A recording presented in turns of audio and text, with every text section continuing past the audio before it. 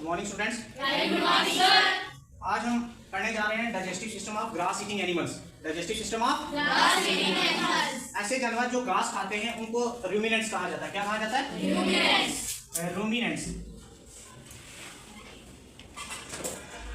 इनको रूमिनेंट्स क्यों कहते हैं?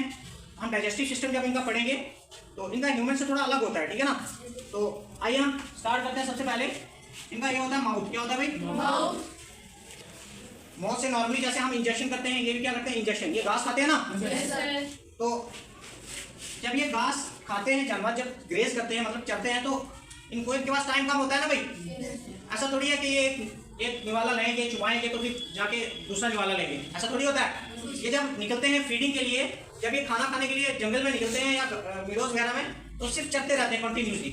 आप ये सोचोगे कि ये चुबाते भी नहीं है, खाना जाता कहाँ है ना। आप ध्यान से देखना क्या प्रोसेस है इसमें।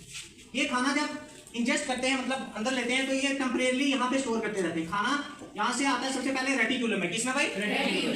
रेटिक्यूलम में से ये खाना भेज देते हैं र्यूमन में। किसमें भाई? र्यूमन में। र्यूमन एक स्टोमक का पार्ट है जहाँ पे खाना टेम्परेरी स्टोर होता है। क्या होता है भाई? टेम्परेरी स्टोर होता है। जो हाफ च्यूड खाना ना, आधा चुबाया हुआ, जल्दी जल्दी चुबाते हैं और अंदर निकलते रहते हैं ना, उसको सबसे पहले स्टोर करते हैं। किसमें? र्यूमन में। किसमें भाई? र्यूमन में। र्यूमन एक स्टोमक का पार्ट है जहाँ पे हाफ च्यूड मतलब आधा चुबाया हुआ खाना वो क्या करते रहते हैं? बढ़ते रहते हैं, जमा करते रहते हैं। ये बड़ा पार्ट होता है स्टोमक का, ठीक है। अब उन्होंने भर लिया, र्यूमन भर गया, ठीक है ना। पूरा दिन चलते रहे, र्यूमन भर गया। अब शाम को जब वो अपने ठिकाने पे लौटते हैं तो क्या होता है? ध्यान से सुनना। ये र्यूमन से खाने को वापस रिगुर्जिटेट करते हैं। कहाँ पे? रेटिक्यूलम में। किसमें भाई? रेटिक्यूलम में। खाना आ जाता है वापस से रेटिक्यूलम में, और रेटिक्यूलम से ये माउथ में लाते हैं। यहाँ से जो खाना यहाँ से रेटिक्यूलम में आता है ना, वापस उसको कट कहते हैं। क्या कहते हैं? CUD कट, ठीक है। ये कट वापस ये मुंह में लाते हैं। कहाँ पे भाई? मुंह में। अब जाके जब वो रेस्ट कर रहे होते हैं ना, तो मुंह में लाके उसको अच्छे से चुबाते हैं। क्या करते हैं? पहले अच्छे से चुबाया हुआ नहीं था ना भाई, अब वो क्या करते हैं? उसको अच्छे से चुबाते हैं खाने को। तो जब खाना अच्छे से चुबा लिया और रेटिक्यूलम से नेक्स्ट पार्ट स्टोमक का जो आता है उसको आता है ओमैसम। क्या आता है? ओमैसम, ठीक है ना। ओमैसम के अंदर क्या होती है? केमिकल डाइजेशन होती है। यहाँ पे एंजाइम होते हैं, बहुत सारे डाइजेस्टिव जूसेस होते हैं जो खाने को सही तरीके से डाइजेस्ट करते हैं, जैसे हमारे स्टोमक में होता है। समझ रहे हो? तो वैसी डाइजेशन कहाँ पे होती है? इसमें ओमैसम में। इसमें भाई ओमैसम क्या है? स्टोमक का एक पार्ट है। किसका? किसका भाई? रूमिनेंट्स का। इसका रूमिनेंट्स के स्टोमक का पार्ट है ओमैसम, ठीक है ना। अब ओमैसम में डाइजेशन होगी, मैक्सिमम डाइजेशन कहाँ पे हो जाती है इसकी? ओमैसम में। किसमें भाई? ओमैसम के बाद नेक्स्ट पार्ट जो आता है वो आता है एबोमैसम। क्या आता है भाई? अब एबोमैसम में भी जो फर्दर थोड़ा बहुत डाइजेशन बचता है वो वहाँ पे हो जाता है, और कुछ एब्जॉर्प्शन ऑफ वाटर और डाइजेस्टिव फूड यहाँ से स्टार्ट हो जाती है, और यहाँ के बाद स्टार्ट होता है स्मॉल इंटेस्टाइन। क्या शुरू होता है? स्मॉल इंटेस्टाइन में आपको पता ही है क्या होता है?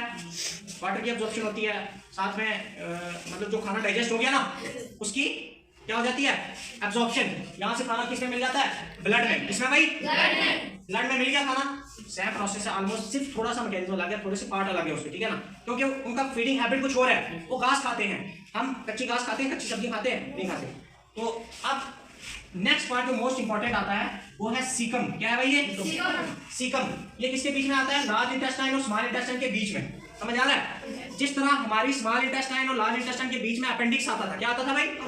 अपेंडिक्स। उसी तरह इनमें भी एक पार्ट आता है जिसको सीकम बोलते हैं, और ये फुली फंक्शनल होता है और वेल डेवलप्ड होता है। समझ रहे हो? और सीकम का काम क्या होता है? यहाँ पे होते हैं इस सीकम के अंदर सेल्यूलोज डाइजेस्टिंग बैक्टीरिया। क्या होता है भाई?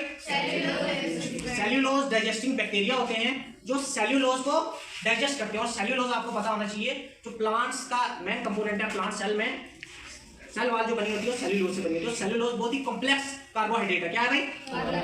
बहुत ही कॉम्प्लेक्स कार्बोहाइड्रेट है, और इसको डाइजेस्ट करने के लिए कुछ स्पेशल प्रोसेस चाहिए, और वो किसमें होता है? ग्रास ईटिंग एनिमल्स में। किसमें होता है? तो ग्रास ईटिंग एनिमल में ऐसा क्या होता है? सीकम। सीकम में क्या होता है? Cellulose digesting bacteria. अब जो सेल्यूलोज बचा हुआ है ना, जो हजम नहीं हुआ अभी तक, समझ आ रहा है? जो डाइजेस्ट नहीं हुआ वो यहाँ पे डाइजेस्ट होता है। यहाँ से मतलब जो खाना यहाँ जाता है उस खाने को सेल्यूलोज को डाइजेस्ट करके, और यहाँ से एब्जॉर्प्शन भी साथ साथ में होती रहती है, और जो वेस्ट मटेरियल है वो आगे की तरफ बढ़ता रहता है कंटिन्यूअसली। सीकम क्या करता है भाई? सेल्यूलोज को डाइजेस्ट करता है।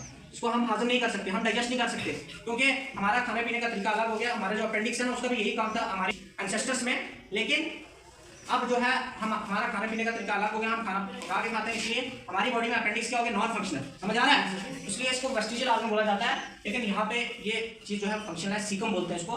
और इसके बाद खाना जो वेस्ट मटेरियल आगे की तरफ बढ़ता रहता है, वाटर की एब्जॉर्प्शन होती रहती है, और यहाँ से जो वेस्ट मटेरियल है एनएस के जरिए बाहर चला जाता है। ये था, ये कंप्लीट प्रोसेस है किसका? डाइजेस्टिव सिस्टम या फिर डाइजेशन इन रूमिनेंट्स। डाइजेशन इन रूमिनेंट्स, समझ आया? Yes, sir.